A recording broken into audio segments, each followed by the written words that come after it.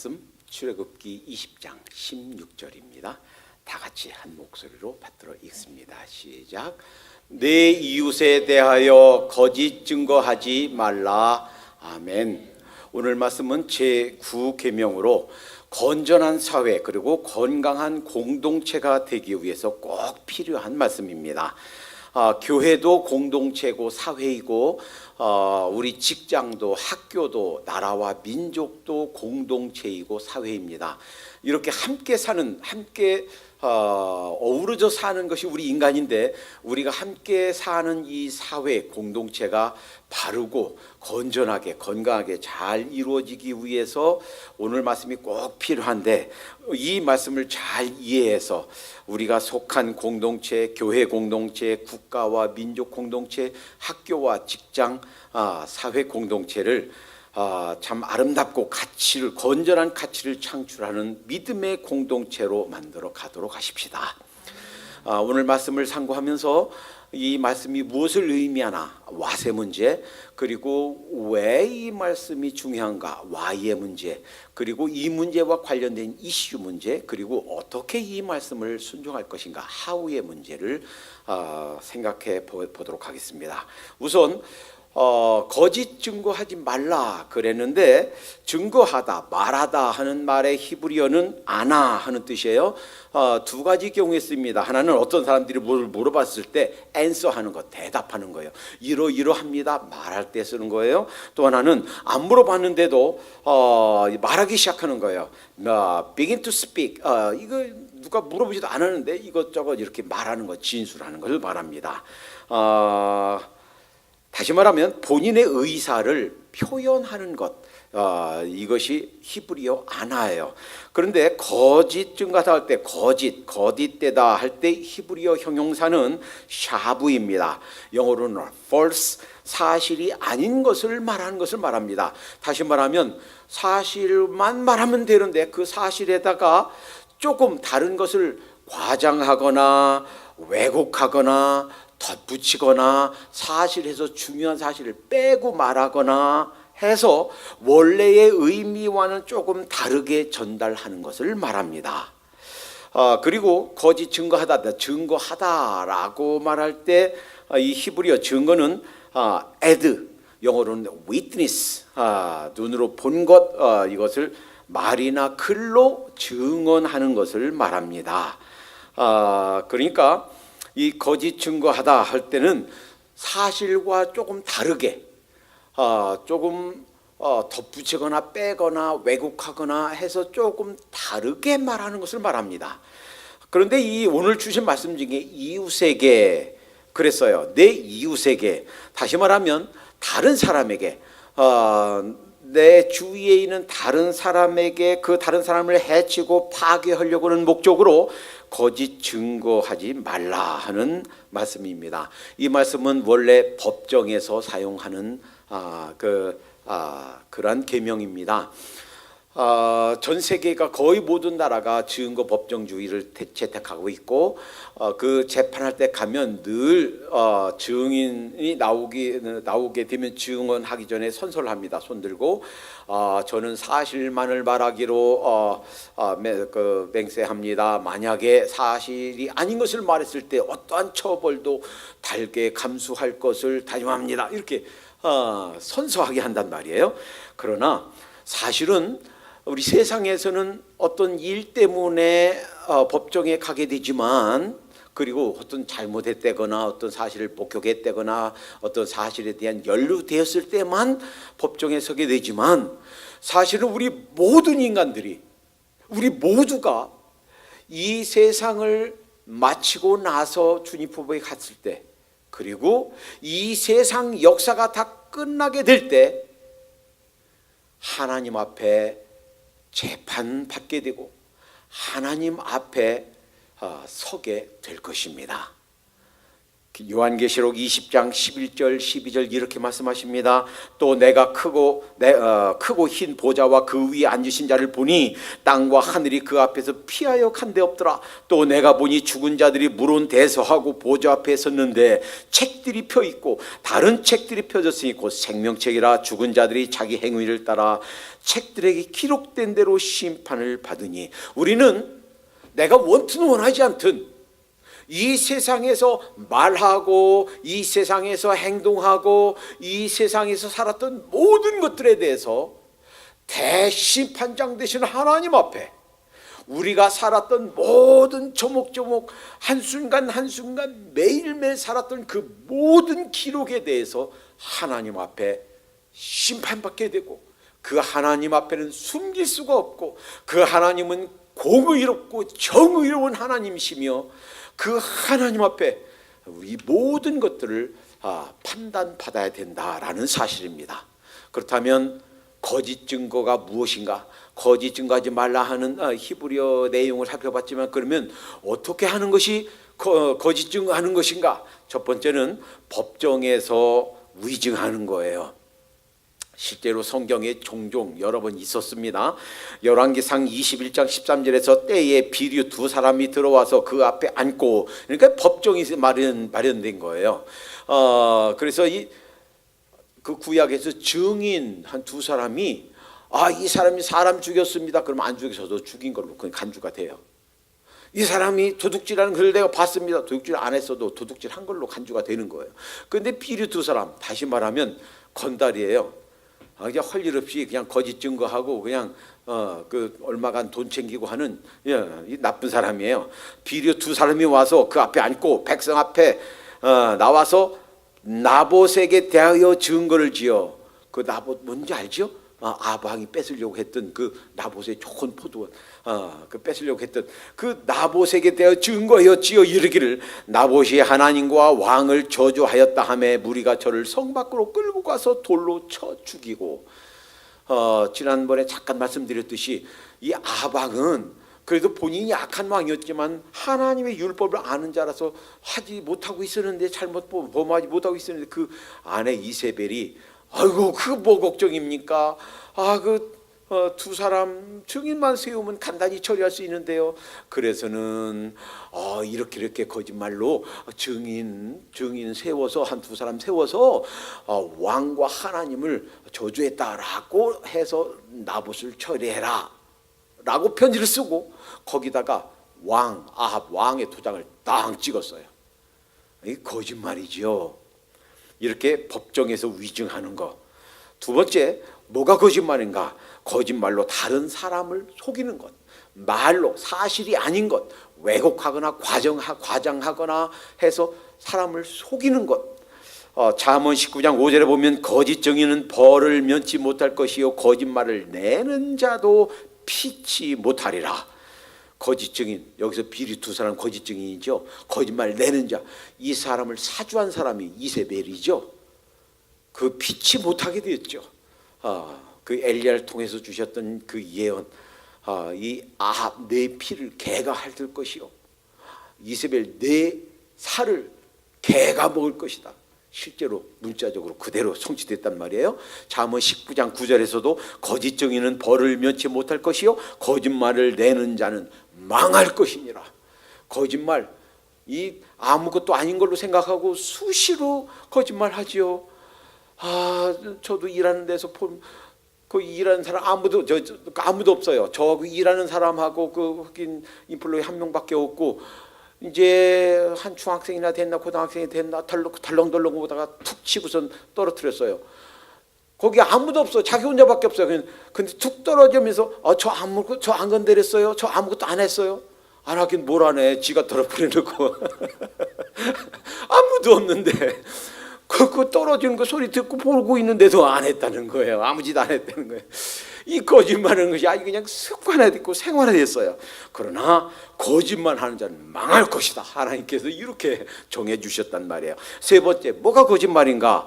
아첨하거나 중상모략하거나 비방하는 것이 거짓말이다 하는 거예요. 느헤미야 6장 10절에서 13절까지 보면 이후에 무헤다벨의 손자 들라야와 야의 아들 스마야가 두문불출하기로 내가 그 집에 가니 저가 이르기를 저희가 너를 죽이러 올 터이니 우리가 하나님의 좋은 전에 가서 외소 안에 있고. 누구 얘기냐면 느헤미야 얘기예요. 느헤미야가 성벽을 건축하는데 반대하는 사람들이 있단 말이에요. 그런데 사람을 뇌물을 주고 사가지고 살해하려고 죽이려고. 이 외소는 성전 밖에 있는 어떤 창고예요. 그 도피처입니다. 거기에 숨자 하는 거예요. 너를 죽이려고 사람들이 와서 너 죽일 거니까 그 속에 숨자. 너랑 나랑 둘이 숨자. 그거 뭐예요? 거기 가서 죽이려고. 성전 밖에 거기 가서 죽이려고 하는 거예요. 그런데 외소 안에 있고 그 문을 닫자. 저희가 필연 밤에 와서 너를 죽이리라 하기로 내가 이르기를. 내가는 여기 느헤미가예요. 내가 이르기를 나 같은 자가 어찌 도망하며 나 같은 몸이면 누가 외소에 들어가서 생명을 보존하겠느냐. 나는 들어가지 아니하겠노라 하고 깨달은즉 저가 하나님의 보내신 바가 아니라 도비야 산발랏이 성전 성벽 건축하는 것을 막는 그 반대 세력의 대장격이에요. 그러니까 도비야 생명을 준다 하는, 그러니까 그 바벨론 달신이 생명을 준다 하는 바벨론 이름이에요. 그러니까 이 사람 바벨론 이방 신을 섬기는 그런 자겠죠. 그러니까 영적으로 악한 자예요. 이들이 하나님의 성벽을 건축하지 못하도록 어떻게 하면 방해할까? 어떻게 하면 느헤미야를 죽일까? 했던 사람이에요. 그런데 느비야 산발랏 주는 선하시다 하는 것으로 보니까 이 사람은 유대인이에요. 이름이. 그러니까 유대인 한 사람과 이방인 한 사람이 성벽 건축하지 못하도록 갖가지 말을 지어내고 비방 중상 모략하고 사람을 사서 뇌물로 사서 살해하려고 시도하고 했단 말이에요. 그런데 그러니까 좀 더 읽어볼게요. 도비야와 산발랏에게 뇌물을 받고 내게 그런 예언을 함이라. 그런 저희가 뇌물을 준 까닭은 나를 두렵게 하고 이렇게 함으로 범죄하게 하여 악한 말을 지어 나를 비방하게 함이었으니.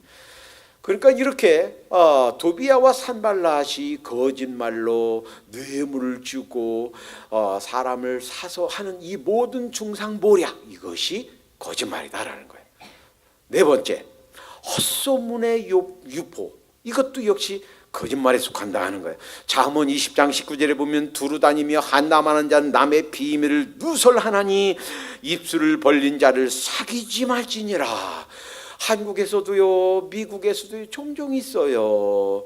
그냥 좀 유명한 사람, 잘 나가는 사람 보면 가더라, 이렇다고 하더라, 아마 일걸, 아마 그럴걸, 아니 말고, 그러니까 그 말들 때문에 또 댓글 달면서 실제로 보지 않았으면서 실제로 사실인 거 확인도 안 했으면서 이렇게 들었다, 이렇게 말하더라.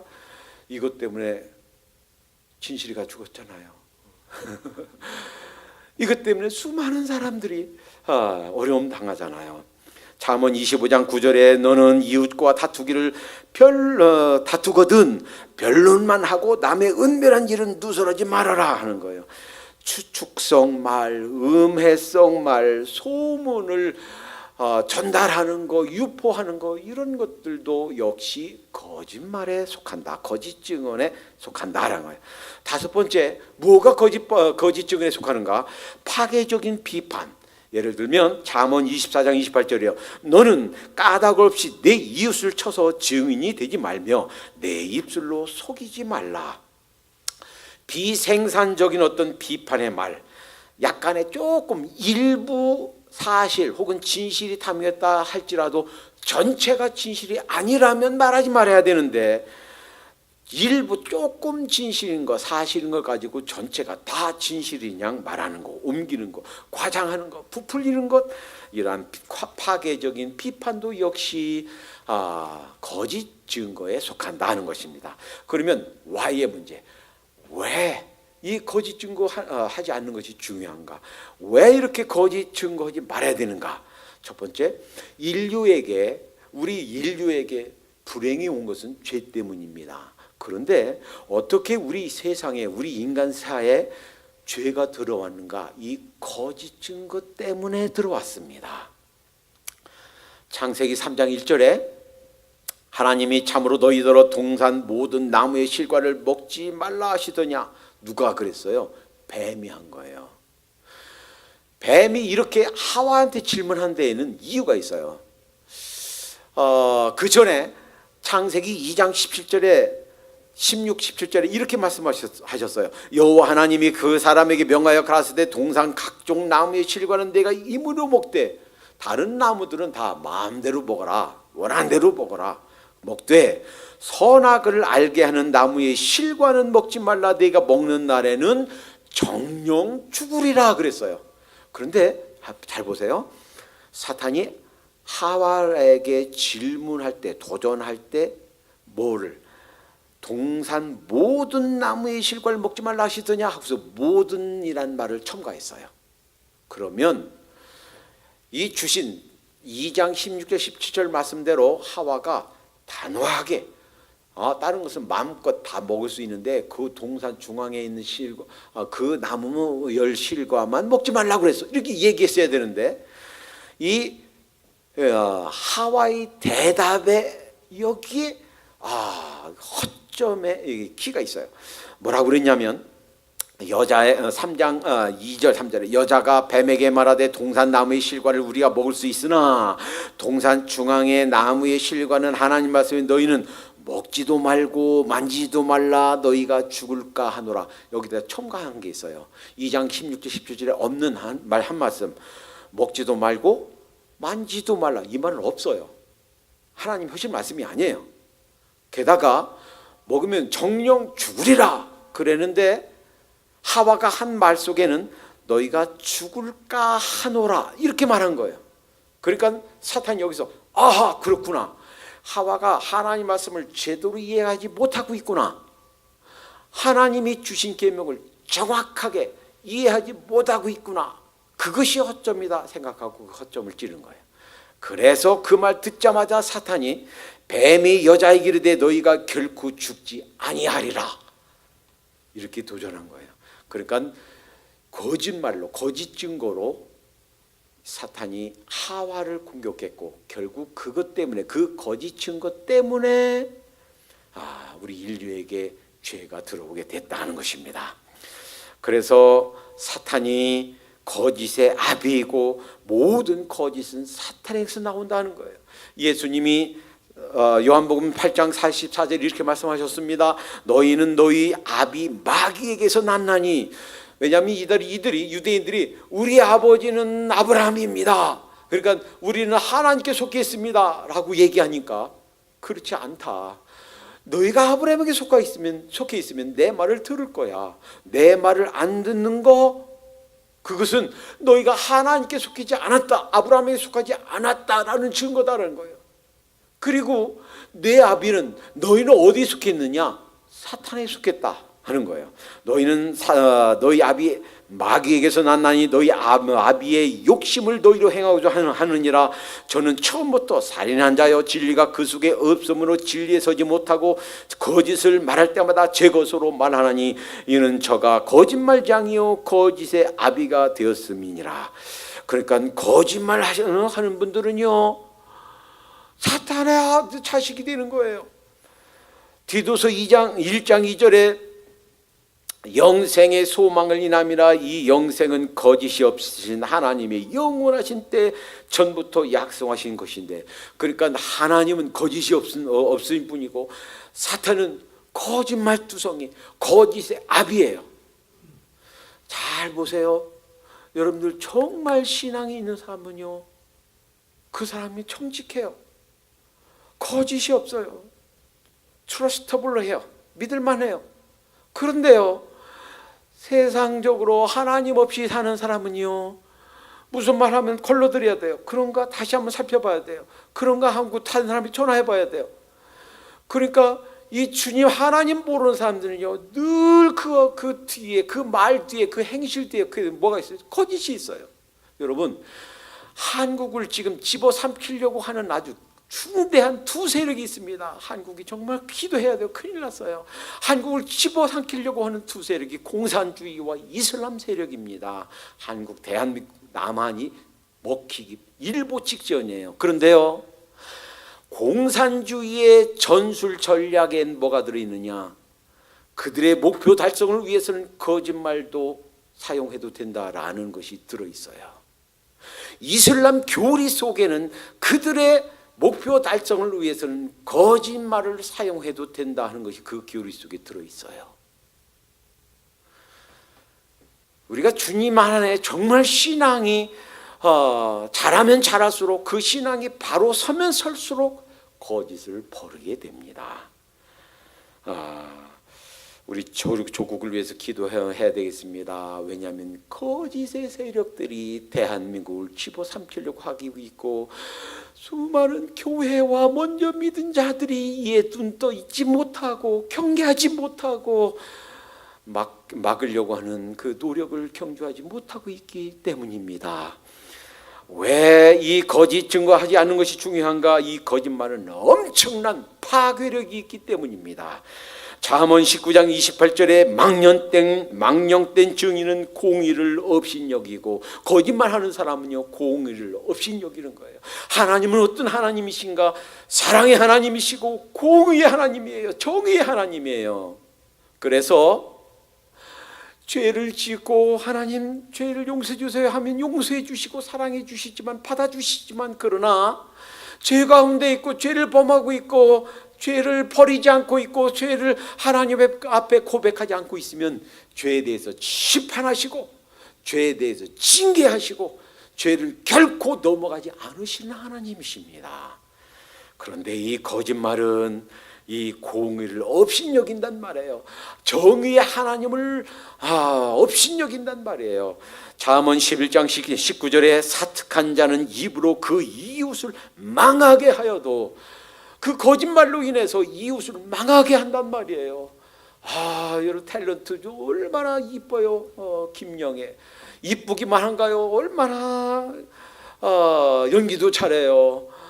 그리고 연기하다가 황토팩해서 그냥 얼마나 잘 나갔습니까? 수백억 잘 나갔는데 거기에 중금속이 있대.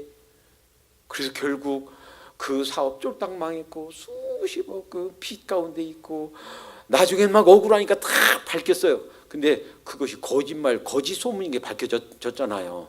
거기 중금속이 없다는 거 밝혀졌는데, 밝혀지면 뭐예요? 벌써 다 망했는데. 그 때문에 병들어서 지금 세상 떠났잖아요. 얼마나 안타까워요. 이 거짓말, 거짓 증거 파괴력은 엄청납니다. 이웃을 망하게 한다고 그랬습니다. 잠언 25장 18절에 이웃을 쳐서 거짓 증거하는 사람은 방망이요 칼이요 뾰족한 칼이니라.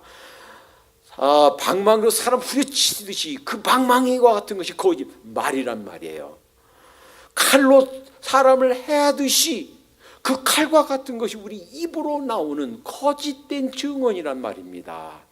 뾰족한 살, 얼마나 무서워요. 그런데 우리의 거짓 사실이 아닌 말을 하면 그것이 그렇게 사람을 상하게 한다 하는 거예요.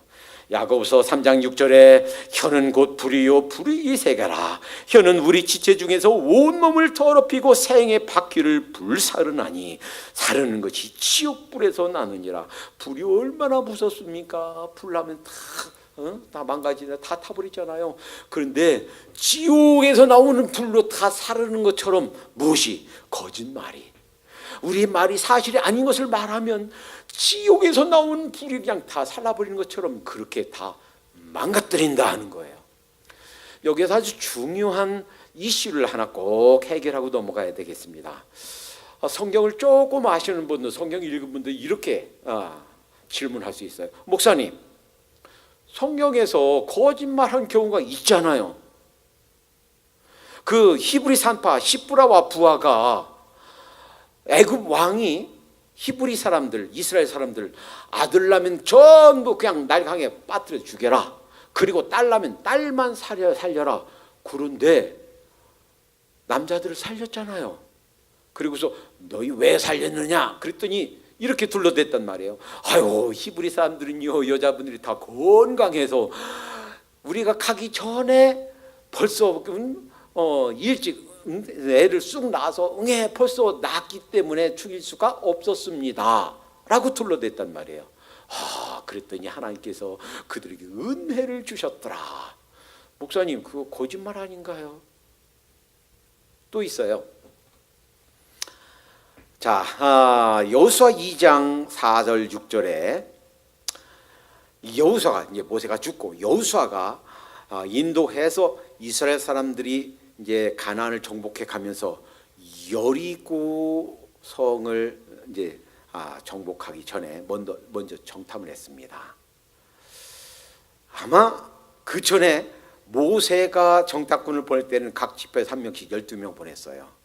그런데 갔다 와서 보고가 10명과 2명이 갈라졌어요. 2명은 그들은 우리의 밥이다. 하나님께서 함께 하시면 그들은 아무것도 아니다. 근데 10명은 이거 거기에 굉장히 큰 거인들이 있고 우리는 큰일 났다. 죽었다. 우리는 못한다.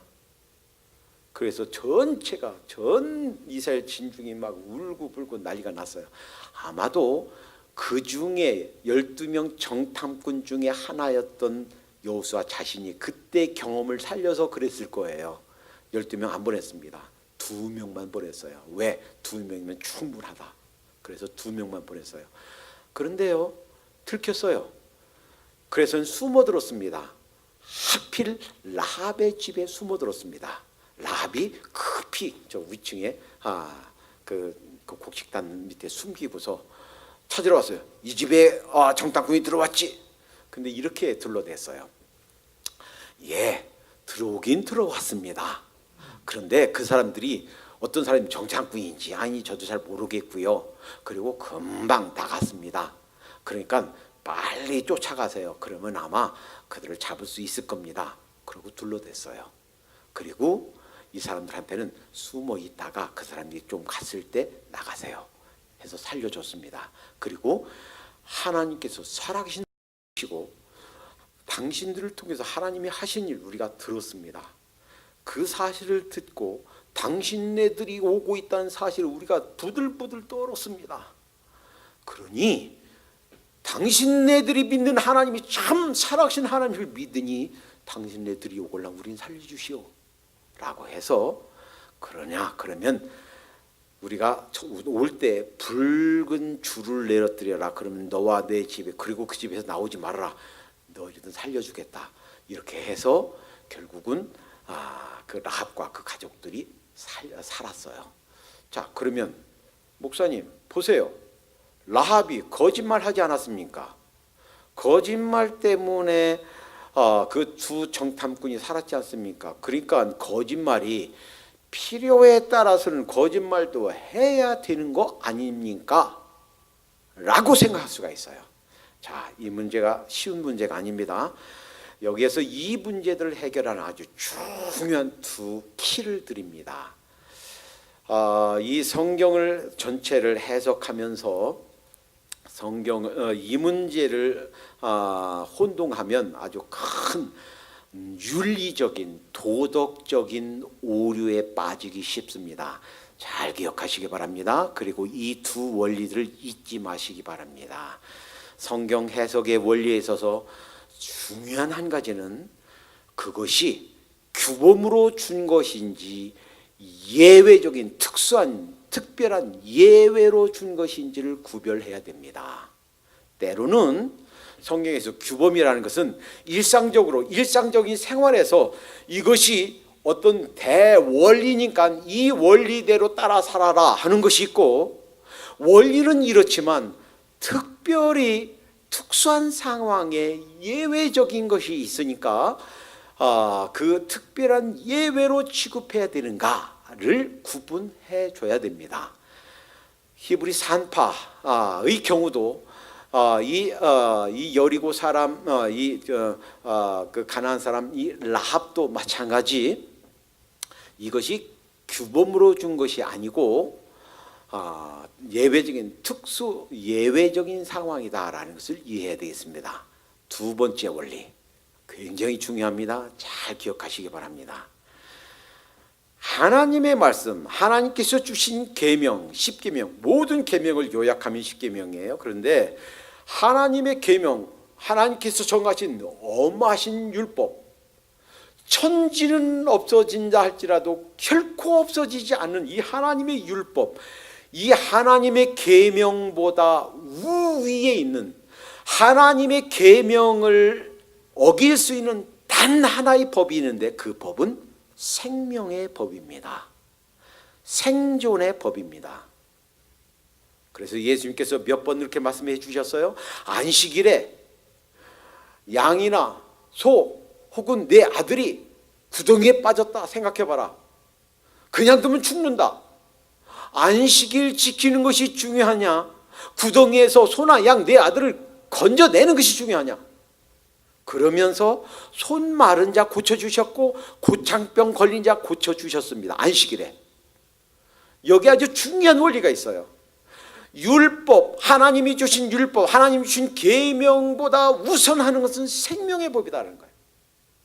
그러니까 이 히브리 산파가 이 애굽 왕의 명령을 거역하고 거짓말한 것은 특별한 예외 상황이었고 그것이 생명을 살리기 위한 생명의 법에 따른 것이었다라는 거예요.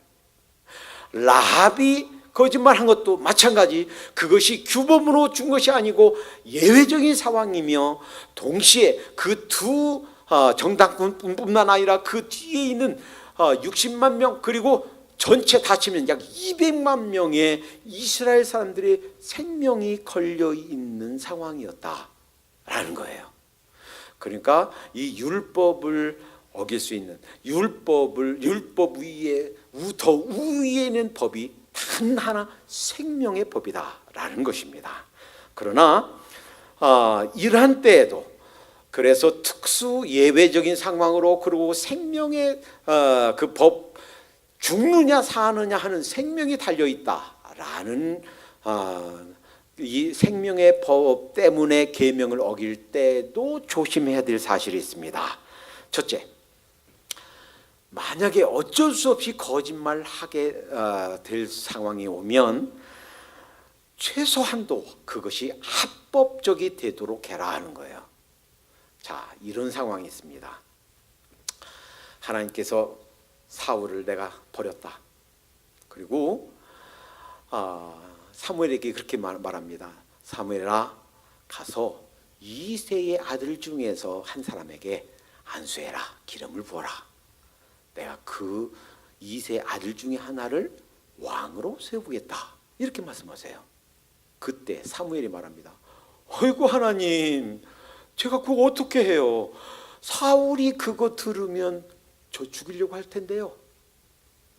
그랬는데 잘 보세요. 그때 하나님께서 뭐라고 그랬냐면 거짓말하라고 안 했어요. 자, 잘 보세요. 이렇게 말씀하셨어요.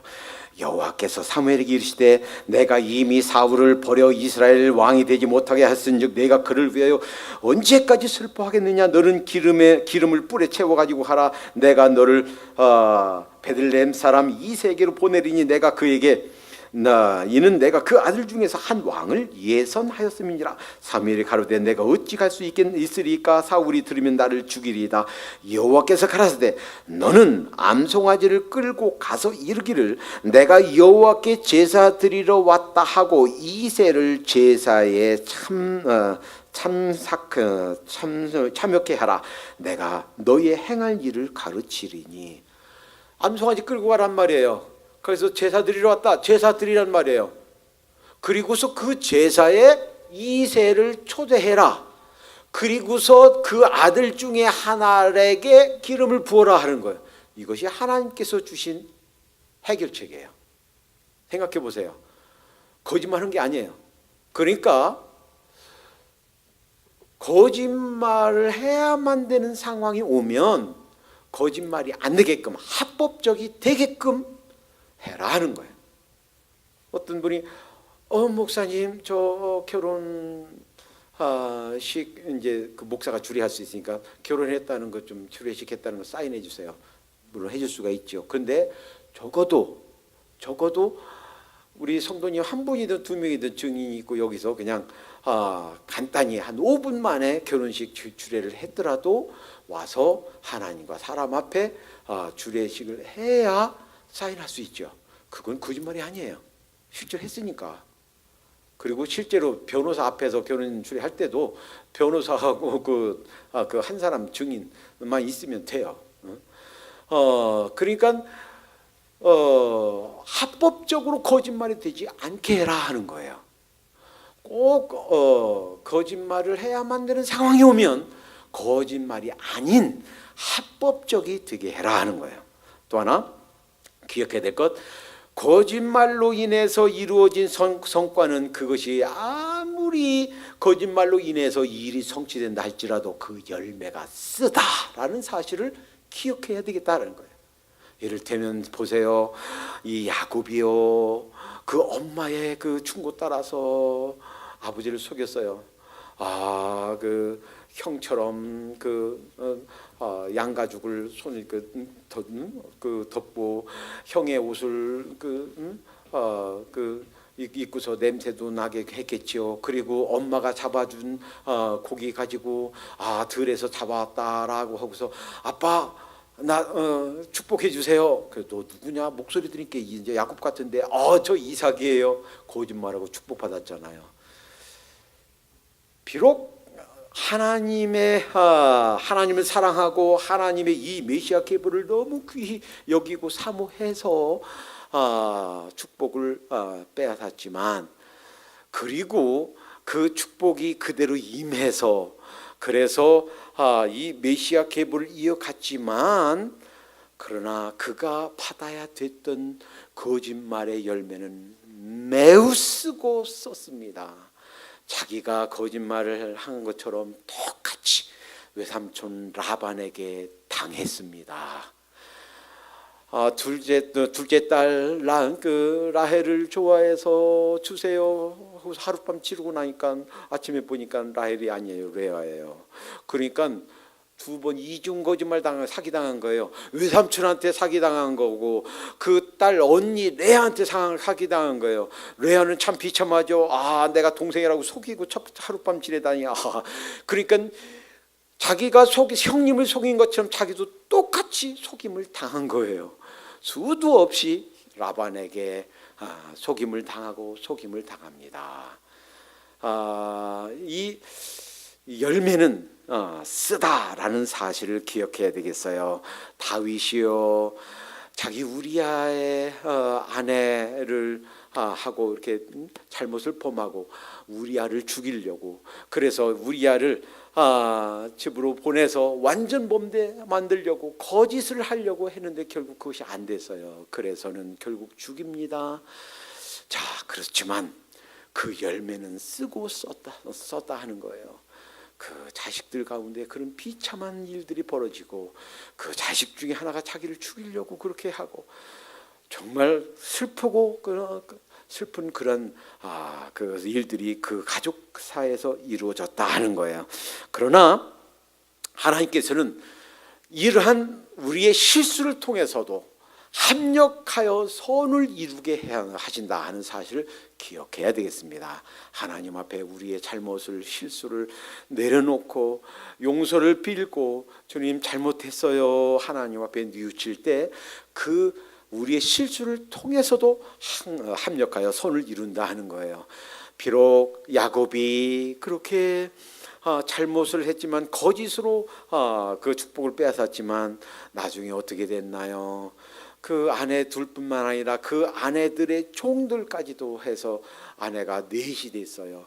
그리고 거기에서 난 12명의 자녀들을 통해서 이스라엘 12 계파가 만들어졌어요.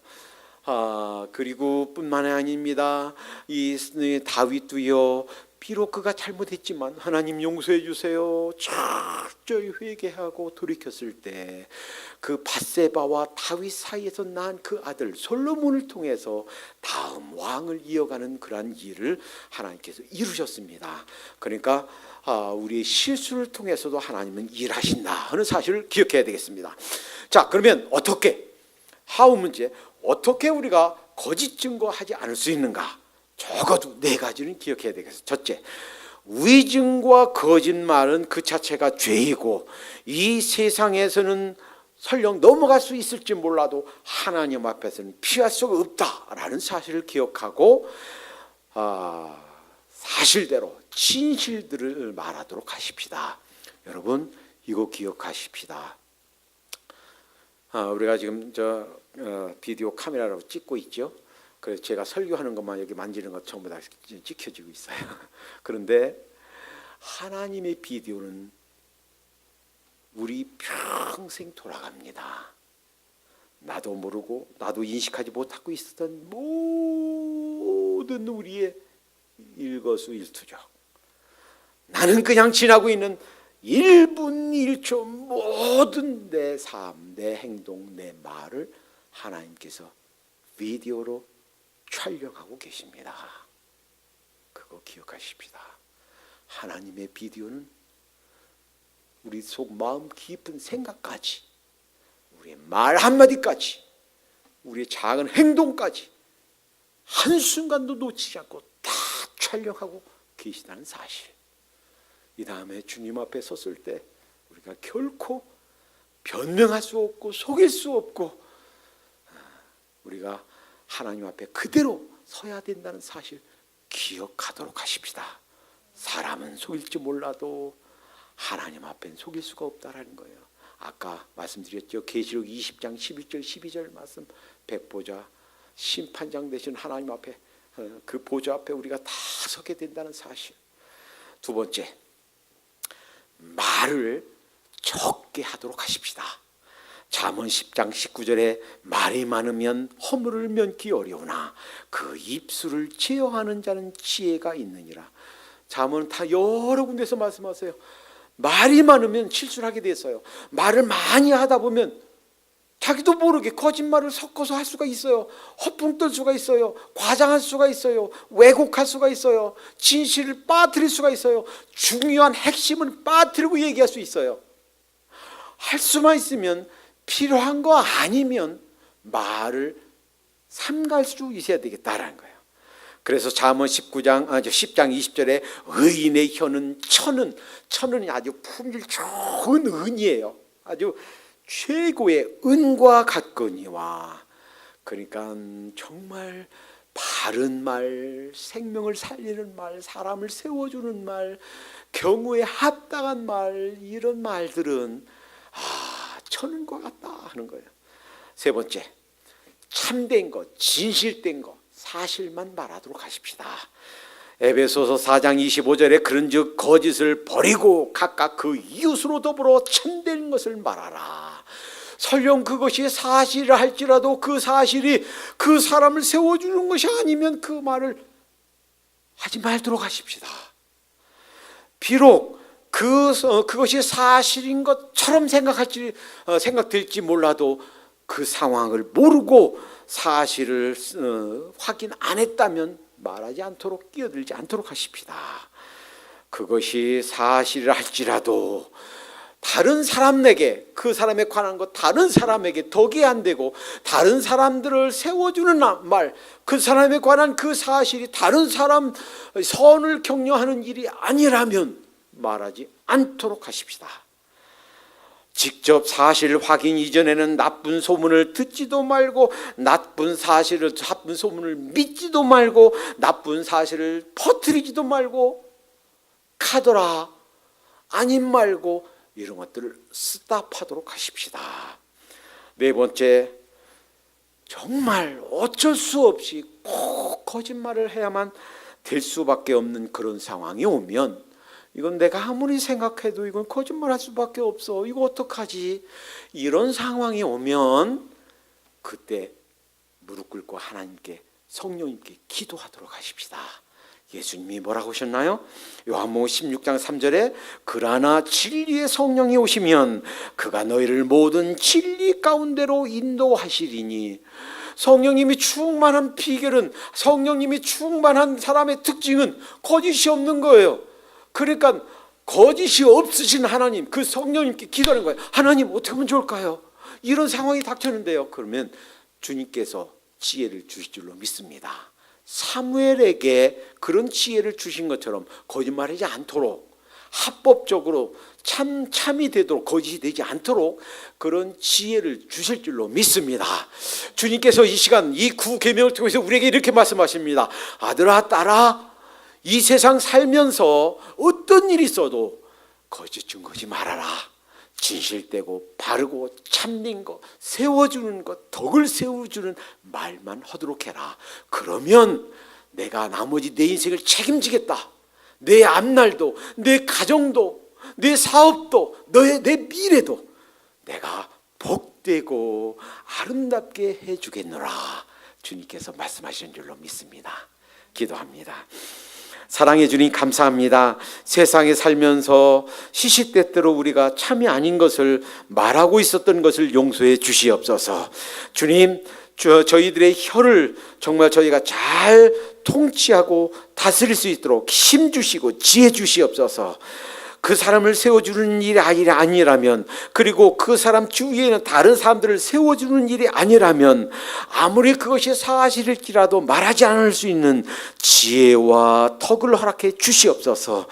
내가 거짓말할 수밖에 없는 그런 상황이 만들어진다면 진리의 영, 거짓이 없으신 영이신 우리 성령님께 기도하고 주님께서 주시는 지혜로 하나님 정말 아름답고 참된 것만 말하며 살 수 있도록 주님께서 저희의 삶을 통치해 주시옵소서.